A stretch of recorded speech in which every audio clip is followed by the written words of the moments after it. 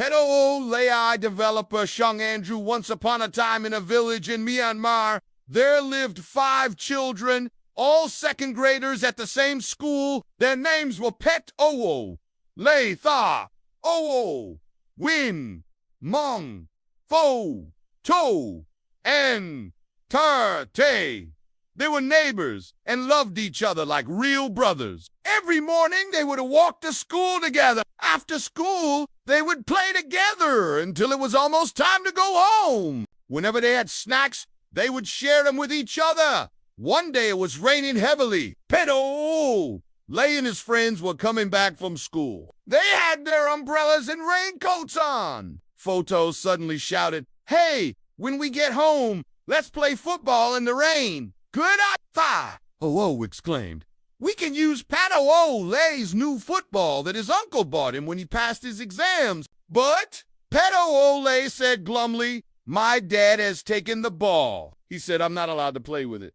"Why did he take it?" Winmong asked.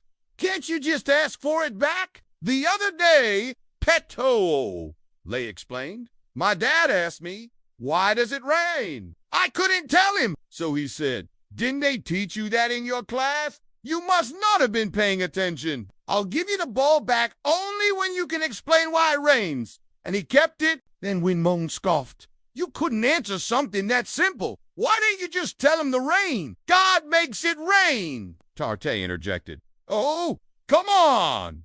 Don't try to be clever. Winmong, everyone knows it rains because the frogs croak." "Thaw," declared. "You're both wrong. It rains because it's the rainy season." Tartay, getting agitated, retorted, "But doesn't our textbook say, why does it rain? It rains because the frogs croak. Isn't that right?" Pedo Lay mused, "That's just what the book says. But what connection is there between frogs croaking and the rain?" Finally, Pedo Lay suggested, "Let's stop arguing. Tomorrow, we can go and ask Bagi. HMONS. That's a good idea." The others agreed, but Photo, still focused on the game, chimed in. "The important thing is playing football when we get home. If we don't have the ball, what will we kick?" "Foul." "Oh, had an idea. Hey, Pedo Lay, when you get home, tell your dad. I promise I'll explain why it rains tomorrow. But please, can I have the ball for a little while now? I really want to play football in the rain." When Pedo Lay arrived home, he repeated Thio's words to his father. His father relented and gave him the football. Pedo Lay and his friends were overjoyed to have the ball back. They immediately ran out and played football together in the pouring rain. Bagi Hmone lived near Pedo Lay's house. He had been a school teacher in his younger days and was known for his kind heart and love for children. He always took the time to clearly answer any questions the neighborhood children brought to him. Sometimes he would even tell them traditional stories like Nga Shui Yon and Shui. The next day after school, the 5 friends went to Bayagi.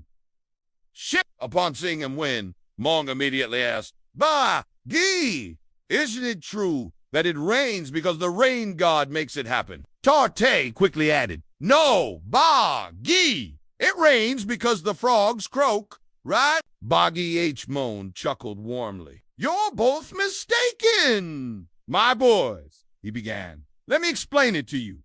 Listen carefully. Rain, Bagi Hmone explained, is simply water vapor that turns into rain and falls. It's even mentioned in your school books." "That's right, Bagi," Pedo Lay exclaimed. "Our teacher did teach us that once, but Thao and Winmong were absent from school that day." "Ah, so, Pedo Lay, you already know why it rains then?" Bagi Hmone asked. "Well," Pedo Lay admitted, "I wasn't listening very carefully at the time, so I don't really remember." "That's a shame, isn't it, Bagi?"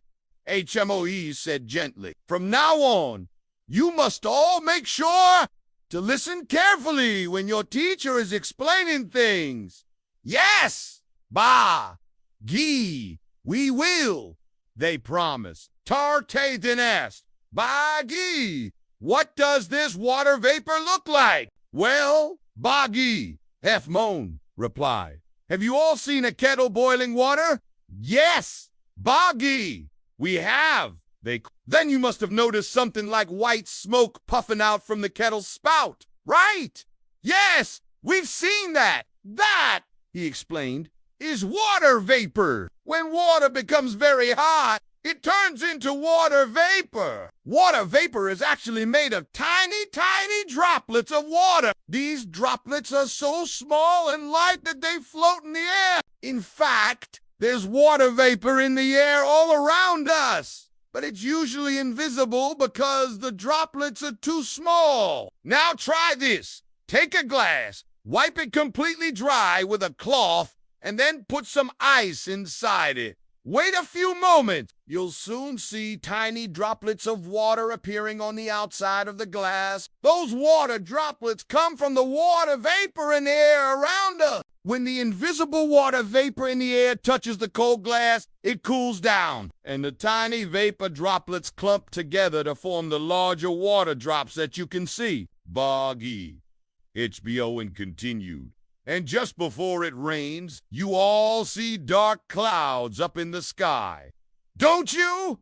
Yes, Boggy, we do, they replied. Well, those clouds are also made of water vapor, he explained. It's a huge amount of water vapor that is gathered together, making them look like giant dark puffs of smoke. The children listened in amazement. Peto Ole then asked, So, Boggy, where do those clouds of vapor come from? Far, far away from here. Boggy Half-Moon began. There are vast seas and great oceans. When the sun shines on the water in these seas and oceans, it heats up, and some of it turns into water vapor. This water vapor rises and is carried by the winds, traveling high up into the sky, even above our heads, way up high in the sky. It's very, very cold. When the water vapor reaches these cold heights, the tiny,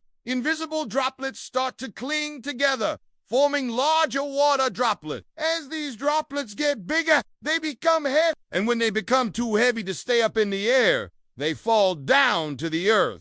That, my boys, is what we call rain. Do you understand now? Yes, Boggy, we understand now, the children cried out. Peto Ole and his friends thanked Boggy Half-Moon, said their goodbyes, and headed home. Of all of them, Peto Ole was the happiest. He finally knew how to explain to his father why it rains. The moment he reached his house, Peto Ole rushed to his father and clearly explained the reason why it rains. His father was very pleased and rewarded him with 25 PAOs of pocket money. With the money, Peto Ole bought some sweets and a cheroot. He shared the sweets with his friends. Then he took the cheroot to Boggy Half-Moon's house and respectfully offered it to him as a gift. Thanks you, AI, learning MyanmarSchool.myanmars.co 669-348-43510.